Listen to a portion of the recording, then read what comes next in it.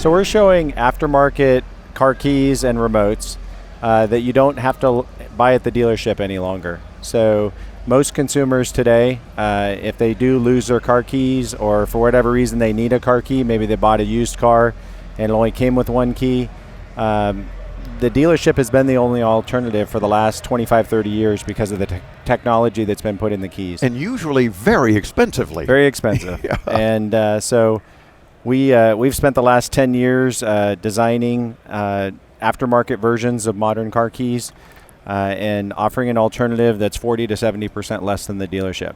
Nice. And of course, we'll talk about that and other cool things that they are doing. Be sure to visit us at intotomorrow.com for lots more.